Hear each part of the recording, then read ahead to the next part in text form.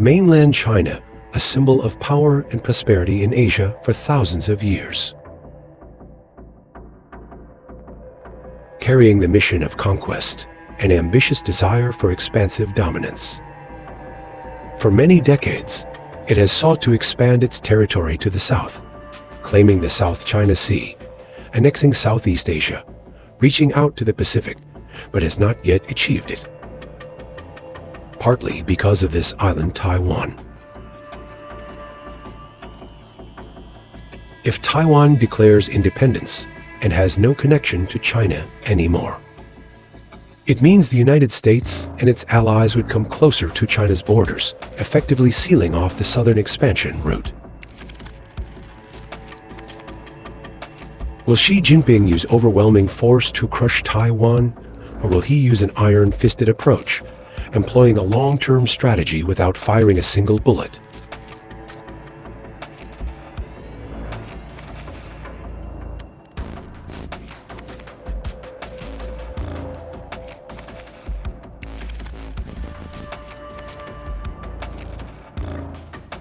The first question we should consider is whether China plans to set foot on Taiwan in the near future or not.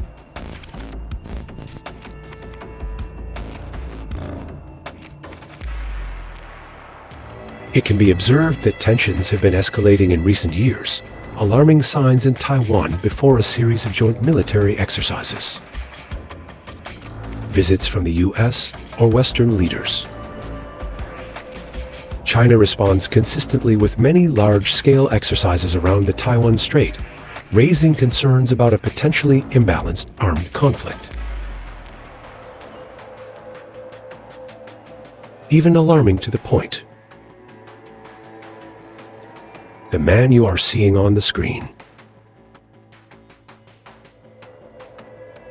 Admiral Philip Davidson, former commander of the U.S. Indo-Pacific Command, has warned that 440002 22 300002 28 366 Beijing believes that the reunification of Taiwan with China 10 years is an important factor in China's dream that President Xi Jinping has cherished for so long. Whether that dream is for all of China or just an excuse for Xi to unify with Taiwan as part of his personal legacy. Most assessments seem to highly regard the possibility of an armed invasion occurring before the end of Xi's third term as Communist Party Secretary in 2027. Almost certain to happen before the end of his potential fourth term around 2032. Furthermore, there is growing concern about war in the near future, following what Russia has carried out in Ukraine over the past 2 years. Just before the Kremlin government conducted a special military campaign, Xi had statements about an unrestricted partnership with Moscow, along with not condemning actions taken by Moscow, like the West. Or even Chinese media endorsing propaganda from Russia shows Beijing's support for the special military actions on Ukrainian soil.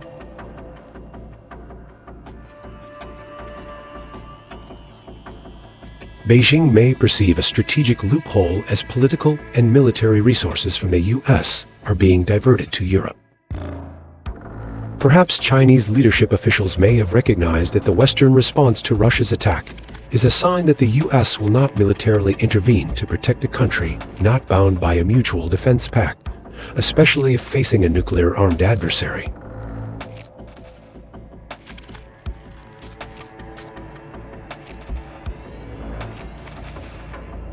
More than anyone else, China senses that the nuclear arsenal held by Russia has effectively deterred the US. Thus, the US would also not want to engage in a conflict with another nuclear power over the Taiwan issue. But it seems that concerns about a sudden attack will somewhat ease when looking at the historical context. For many decades, China's policy towards Taiwan has always been characterized by strategic patience, similar to their approach to other territorial claims and disputes from India to the South China Sea.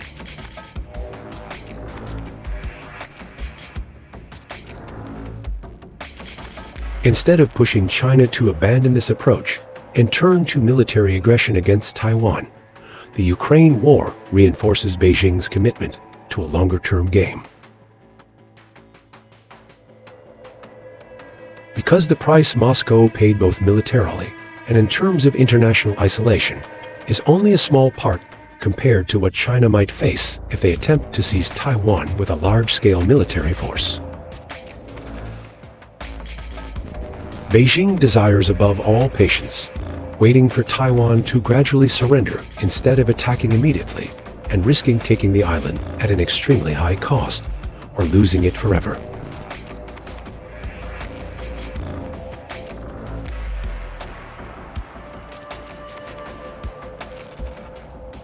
Now, before delving deeper into the patience that China wants to implement, let's take an objective look at the relationship between Taiwan, the United States, China.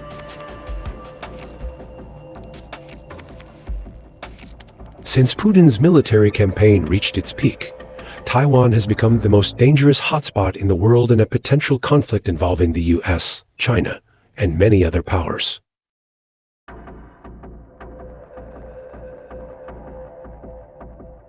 Beyond historical and economic motivations, Beijing feels the need to control the island near it to prevent other powers from using this island as a military pressure point or to overthrow China politically. Across the ocean, the US also has reasons to get involved in the Taiwan issue since 1972, when Washington proposed a peace solution for the Taiwan issue. It means a solution open to permanent autonomy for the island that the US has committed to protect. In 1979, when the White House cut diplomatic ties with Taiwan to normalize relations with China, Beijing had the opportunity to gain Taiwan without the need for force, because by now, the tiny island had been diplomatically isolated, militarily weak, and increasingly economically dependent on China. China encouraged this dependence by offering a series of benefits to Taiwanese businesses operating in China, purchasing exports from Taiwan, and bringing Chinese tourists to the island in large numbers. Beijing also invested in Taiwanese media to report favorably for itself and create conditions to engage with the leadership of the Nationalist Party, which holds independence-minded views. However, these efforts have not been enough to prevent a wave of resistance to unification with China in Taiwanese public opinion and politics. According to public opinion polls, the percentage of Taiwanese voters supporting reunification has dropped from 28% in 1999 to below 2% in 2022. The majority supports maintaining the status quo, meaning maintaining autonomy without officially declaring independence. These trends have recently pushed China to adopt a more threatening stance towards Taipei than before. That's also the reason Beijing has intensified measures to diplomatically isolate the island, reduce imports and tourism exchanges, military training, conducting a series of complex joint combat exercises necessary for a trans-sea invasion, and regularly conducting probing intrusions into Taiwan's airspace. China has also developed what the Pentagon calls the ability to deny access or resist intrusion, including long-range precision missiles, submarine-launched torpedoes, anti-ship ballistic missiles, and space-air capabilities, designed to maximize the US's ability to defend Taiwan. In addition to ensuring personal legacy in Xi Jinping's era, the changing power balance between China and the US is often seen by Western analysts as a potential motive for Beijing to strike before their opponents are ready. Although China has recently experienced certain periods of weakness due to a combination of various debts, rising labor costs, real estate bubbles, an aging population, reduced productivity, and severe water shortages, While both the US and Taiwan have recently begun adjusting their military postures to counter the asymmetric threat posed by China. Even the Biden administration is pulling Japan and South Korea closer together with a commitment to stability in the Taiwan Strait. Western businesses are also shifting production lines out of China, and the Chinese market is gradually losing its level playing field due to a series of government restrictions aimed at controlling the COVID-19 pandemic. But one cannot be complacent and deny China's overwhelming strength and extremely efficient restructuring capability to stabilize the situation domestically in the face of Western pressures.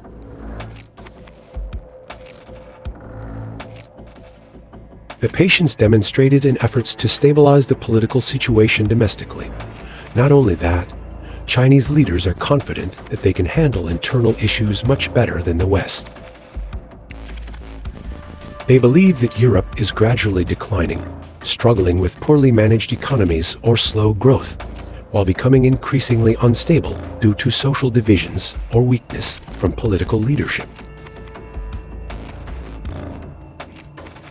However, with all these advantages, Chinese strategists have perhaps never thought that the land of the rising sun has now achieved an advantage in the balance of power with the West. Beijing may wait until the situation in the Western Pacific turns in their favor when Washington realizes that the cost of protecting Taiwan exceeds its capability. While Taiwanese officials recognize that Washington no longer wants to clash with China, the island will have to make unfavorable negotiation choices and an agreement according to Beijing's will. While waiting, China only needs to disrupt and obstruct Taipei, and Washington will make formal declarations of independence for the island. Thus, it can be seen that the ostentatious display of massive military exercises by Beijing is not intended to signal an imminent attack, but rather serves as a tactic to buy time to shape history. In contrast to predictions that China desires war, Beijing has shown strategic patience in pursuing its other goals. A prime example is Beijing's behavior in the South China Sea, where China has built and militarized numerous sand and coral islands without triggering a war with the US or other territorial disputants. China carries out construction activities on illegally controlled islands while consistently denying any wrongdoing. It is also regrettable to note that the international community, especially sovereign nations in the region, has almost ignored warnings and diplomatic efforts. The United States has no reason to intervene as it does not claim sovereignty over the territory where China is building islands. Beijing limits access rights in the region, but has not occupied land that it directly disputes with the only US ally in the area, the Philippines, a country that, in any case, prefers self-reliance over relying on Washington for defense.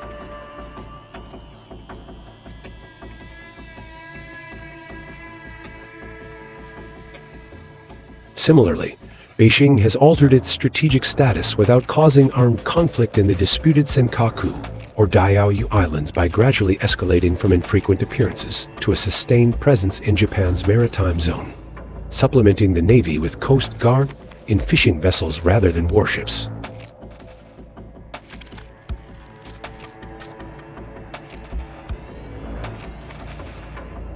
Beijing has also applied this scenario in the Ladakh region conflict with India, where Chinese troops have gradually advanced and established new borders, with only one confirmed gunfire incident quickly brought under control.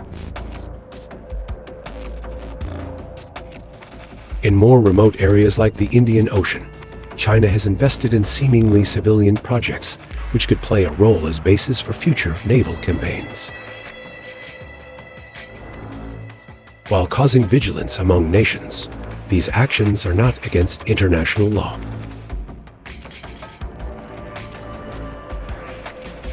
China also utilizes its economic and diplomatic influence in Africa, Europe, Latin America, the Middle East, and the Pacific, as well as its authority to set standards in international organizations, to encourage governments worldwide to support Chinese interests. These gray zone strategies in diplomacy, economy, and military affairs demonstrate China's long-term strategic behavior rather than short-term actions. Moving from non-presence to sustained presence in many regions without significant resistance and almost no armed conflict, except for skirmishes in Ladakh. To date, a similar strategic caution is evident in the policies applied to Taiwan, where Beijing seeks to ease tensions and prevent Taiwan's momentum towards independence without sparking a crisis. In the end, the lesson that Xi Jinping has likely drawn from Putin's war in Ukraine is not the risk of Western sanctions, but the fact that the conflict would be both difficult and costly.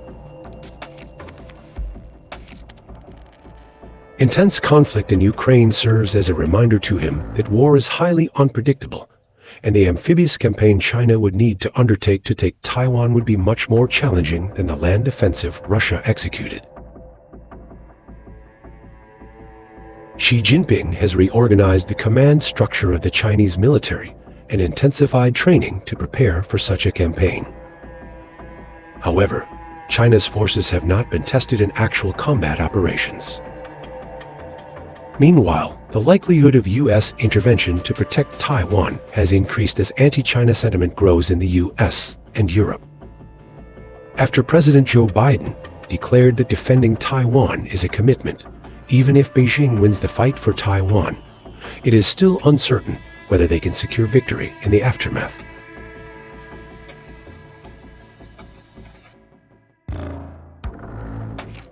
Similar to Russia facing Western economic isolation, the post-war scenario for China's economy would be much worse, as it imports up to 70% of oil and 31% of natural gas.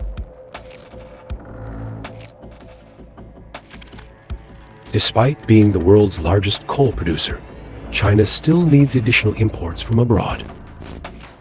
While striving for self-sufficiency in food, the most populous country remains the top global importer of food, especially corn, meat, seafood, and soybeans. A portion of energy and food imports comes from Russia, but many of these countries would join in sanctions against China if it invades Taiwan. Any Taiwan conflict, even a successful one, would inflict a heavy blow to China's economy, threatening political stability and leading to failure rather than realizing China's dreams.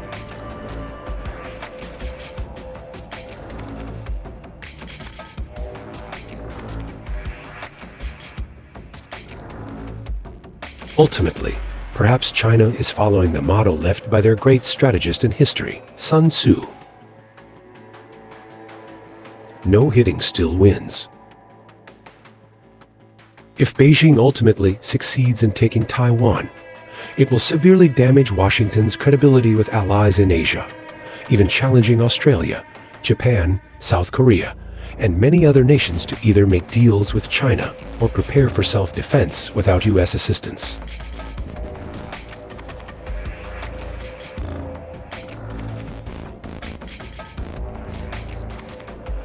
The only way to counter China's patient strategy regarding Taiwan is to become as patient as they are.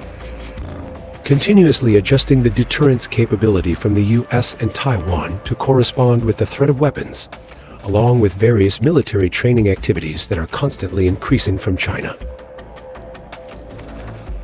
This is a significant challenge for the U.S. at a time when its share of the global GDP has fallen below 25% from 40% in 1960. And the U.S. Navy complains about not having enough ships to carry out all assigned tasks.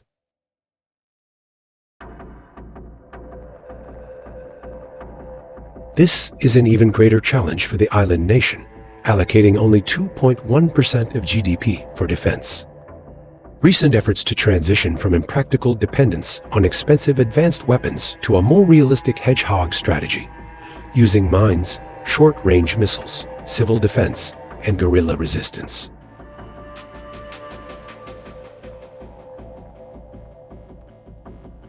For China, amidst escalating tensions, they continuously unveil a series of new weapons and possess the potential for both coastal defense and offense. One notable example is the DF-17 medium-range ballistic missile, entirely domestically produced and considered nearly invincible. First tested in 2017 and unveiled at China's National Day Parade in 2019. The DF-17 garnered attention as the world's first medium-range ballistic missile mounted on a hypersonic glide vehicle, capable of flying at nearly 5 times the speed of sound, around 6,100 kilometers per hour.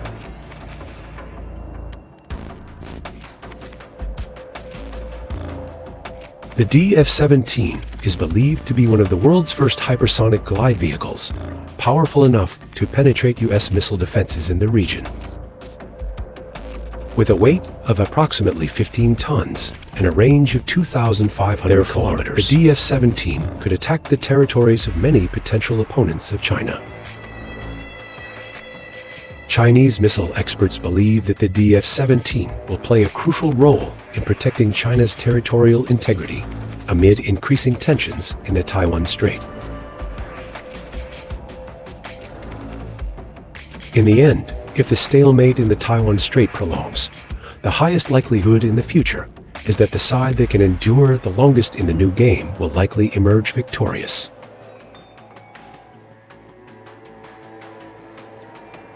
So, do you think China is willing to risk its interests to fulfill its ambition to swallow Taiwan? Please leave your comments below. Don't forget to subscribe. And if you have any feedback on the content, let 5 Seconds Unfiltered know to improve in the upcoming videos. And now, goodbye, and see you in the next videos.